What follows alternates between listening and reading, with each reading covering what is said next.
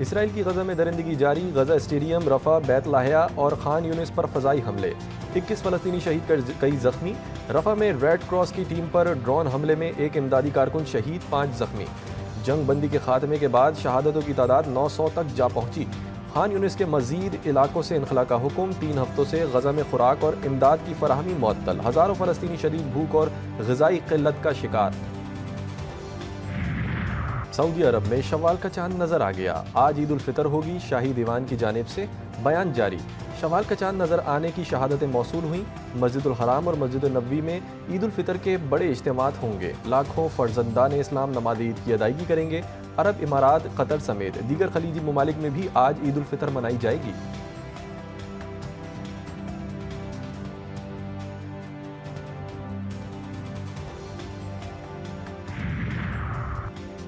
पाकिस्तान में ईद पीर को होगी या मंगल को? शव्वाल का चांद देखने के लिए रुयत हिलाल कमेटी का इजलास आज होगा। जोनल कमेटियां भी चांद देखने के लिए बैठक लगाएंगी। पाकिस्तानी स्पेस एजेंसी स्पार्को ने आज चांद को रुयत का कवी इम्कान जाहिर कर दिया। शव्वाल का चांद हफ्ते को पाकिस्तानी वक्त के मुताबिक 3:58 पर तश्कील पा गया।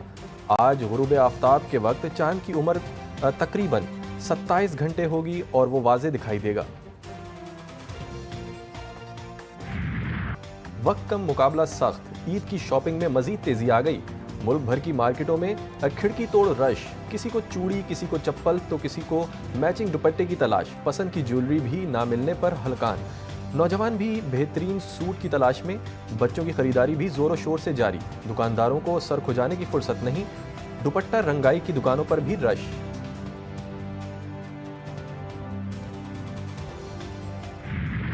लड़कियों ने भी सजने संवरने के लिए ब्यूटी पार्लर्स का रुख कर लिया। लड़कों को भी मुनफरिद नजर आने की फिक्र। ब्यूटी सैलून्स में डेरे डाल लिए। किसी को बाल संवारने हैं तो किसी को फेशियल कराना है, किसी को थ्रेडिंग तो कोई नाखूनों की खराश कराने पहुंच गया। मेहंदी लगाने वाली खवातीन की भी खूब चांदी। मर्दों के हेयर सैलून्स पर रश। नौजवानों की बड़ी तादाद बालों की तराश खराश में मसरूफ। कराची के इलाके कोरंगी ऑयल रिफाइनरी के करीब ग्राउंड में लगी आग पर ताहाल काबू ना पाया जा सका। आग बोरिंग के दौरान मुमकिन तौर पर गैस के कुदरती जखीरे में लगी। मुतासरा मुकाम से किसी भी कंपनी की गैस पाइपलाइन नहीं गुजर रही। आग कब तक बुझेगी कुछ नहीं कह सकते। 2 से 3 दिन भी लग सकते हैं। पाकिस्तान पेट्रोलियम लिमिटेड की टीम आग के मुआयने के लिए कोरंगी क्रैक क्रीक पहुंच गई।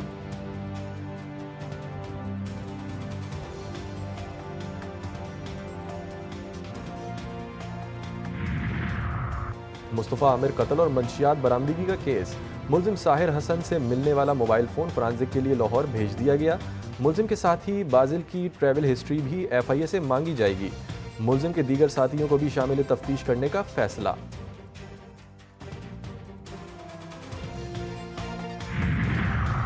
हालात में सिक्योरिटी फोर्सेज का खुफिया इतला पर ऑपरेशन। ISPR के मुताबिक ऑपरेशन में 6 दहशतगर्द मारे गए। हलाक दहशतगर्द सिक्योरिटी फोर्सेज और मासूम शहरियों पर हमलों में मुलव्विस थे। दहशतगर्दों के कब्जे से असलहा और गोला बारूद भी बरामद किया गया।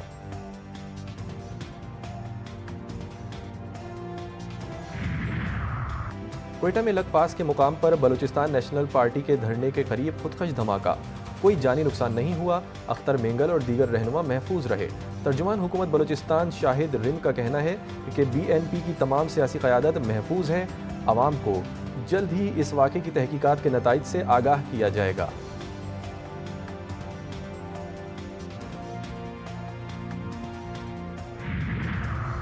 जिला कुरम में ईद से पहले ईद फरीकैन के दरमियान 8 माह के लिए अमन मुआहिदा हो गया।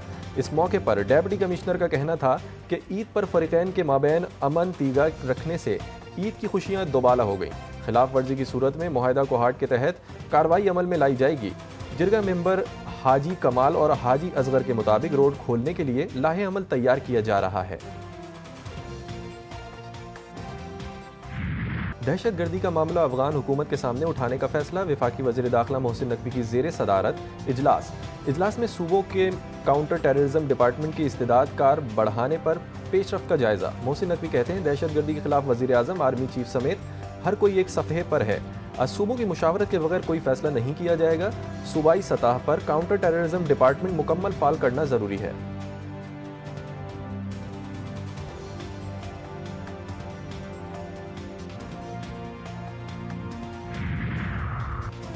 दहशतगर्दी पर सियासत की कोई गुंजाइश नहीं है।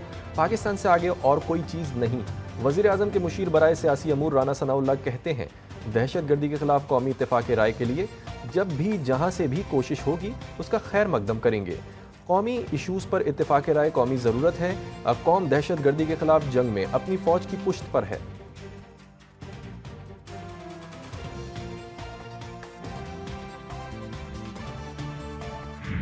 पीपल्स पार्टी के बगैर ये हुकूमत चल नहीं सकती। ये कनाल का मामला हम कहते हैं कि हमारे लिए जीने मरने का मामला, नहीं बना सकते, वो नहीं बनाने देंगे। हम हर हद तक जाएंगे सिंध के इंटरेस्ट को प्रोटेक्ट करने के लिए, लेकिन वफाक में मेरा हिस्सा है। वफाक 4 इकाइयों पे मुश्तमिल है। सिंध सूबा एक बड़ा स्टेक होल्डर है, बाकी 2 सूबे भी इसके खिलाफ है। जो भी पानी का प्रोजेक्ट बनेगा अनलेस कंसेंसस हो सूबों में, वो नहीं। पीपल्स पार्टी एक ताकत है और हम इसका इस्तेमाल भी करेंगे। पीपल्स पार्टी की हिमायत के बगैर ये विफाकी हुकूमत चल नहीं सकती। हमारे पास इसे गिराने की ताकत है। वज़ीर आला सिंध मुराद अली शाह की विफाक को धमकी। सीनियर सहाफ़ियों से गुफ्तगू में केनाल्स का मामला सिंध के लिए जीने मरने का मसला है। सदर जरदारी ने मीटिंग में किसी केनाल की मंजूरी नहीं दी थी। वज़ीर आज़म इस मामले को ख़त्म करने के लिए ऐलान करें कि विफाक मंसूबे की हिमायत नहीं करेगी। अगर वज़ीर आज़म ऐलान नहीं भी करते तो हम सिंध के अवाम के साथ हैं।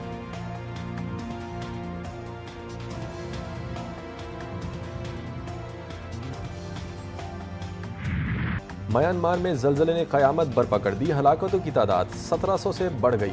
1600 से ज़ायद अफराद ज़ख्मी। इमारतें ज़मीं बोस। दर्जनों अफराद मलबे तले दब गए।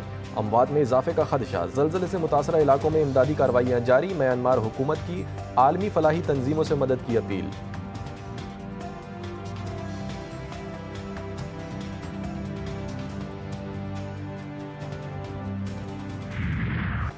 इसराइल की गजा में दरिंदगी जारी। गजा स्टेडियम, रफा, बैत लाहिया और खान यूनिस पर फ़ज़ाई हमले।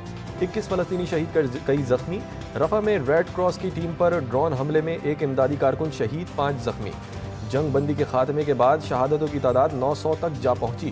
खान यूनिस के मजीद इलाकों से इनखला का हुक्म। 3 हफ्तों से गजा में खुराक और इमदाद की फराहमी मुअत्तल। हज़ारों फ़लस्तीनी शदीद भूख और ग़िज़ाई क़िल्लत का शिकार।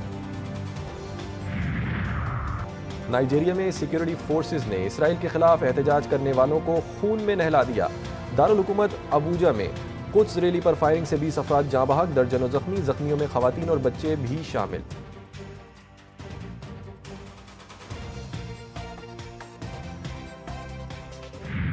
गुजारिश करूंगा कि रोज़े में कैफियत एहसान डेवलप होती है कि अल्लाह ताला हमें देख रहा है, और रोज़ाना जब हम बार बार इस कैफियत को अपने ऊपर तारी करते हैं तो फ़िलासफ़ी ऑफ वर्शिप इन इस्लाम वो सिर्फ मस्जिद, मिंबर और महराब तक महदूद नहीं है। अब कोशिश ये करनी है कि 12 घंटे जो कैफियत हमने अपने ऊपर तारी की है, अब ये पूरी ज़िंदगी पर मुहित हो जाए, और ये पूरी ज़िंदगी अल्लाह ताला की मोहब्बत में ऐसी बसर हो कि बकिया 11 महीनों में इन मखसूस घंटों के असरात हमारे ऊपर तारी रहें।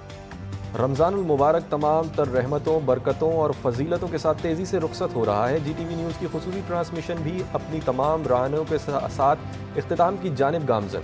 रमज़ान के बाद ज़िंदगी कैसे गुजारें, उलमाए कराम की इरफान रमज़ान में गुफ्तगू। सहर व इफ्तार में तिलावत व नात की पुरनूर व पुरकैफ महफिल। पूरा रमज़ान शेफ़ गुलजार बने किचन के मेज़बान। इफ्तार में सिखाए बनाने मज़े मज़े के मशरूब और पकवान।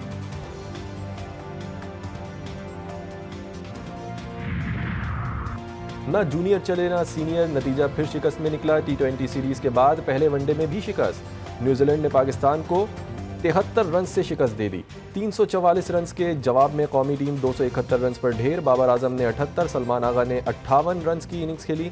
उस्मान खान 39, अब्दुल्ला शफीक 36, मोहम्मद रिजवान 30 रन बना सके। कीवीज़ की जानिब से डेरिल मिचेल और मार्क चैपमैन की जिम्मेदाराना बैटिंग। 199 रन की शराकत कायम की। न्यूजीलैंड को 3 मैचेस की सीरीज में 1-0 की बढ़तरी हासिल।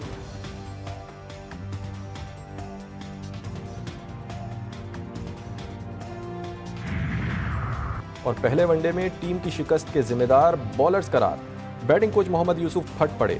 प्रेस कॉन्फ्रेंस में कहा, 2 बॉलर्स बहुत महंगे साबित हुए, इतने रन्स नहीं देना चाहिए थे। बॉलर्स के इजाफी 43 रन भी शिकस्त का बाइस बने। हदफ 240 या 260 तक होता तो अच्छा रहता। देखना होगा कि दूसरे वनडे से कबल पांचों बॉलर की ज़रूरत है या नहीं।